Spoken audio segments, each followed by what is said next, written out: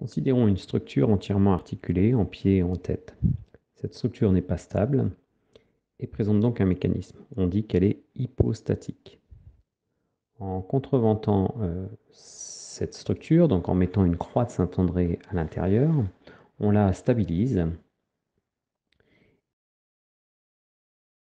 Sous un effort horizontal, une diagonale rentre en traction, quand l'autre rentre en compression. Celle qui se comprime flambe instantanément et ne sert donc à rien dans la structure sous l'effort venant de la droite. On note également que les autres barres sont comprimées et qu'il faudra donc choisir dans la structure des barres qui soient capables de reprendre cet effort de compression. On inverse le sens de l'effort, c'est bien entendu l'autre diagonale qui fonctionne et la première qui ne sert plus à rien. Dans la pratique, ces croix de Saint-André sont souvent constituées de cornières qui présentent l'avantage d'être faciles à assembler par l'intermédiaire de goussets, que ce soit au niveau des croisements ou des pieds de poteau. On peut noter que parfois, la présence d'une ouverture, par exemple, empêche de positionner la deuxième diagonale.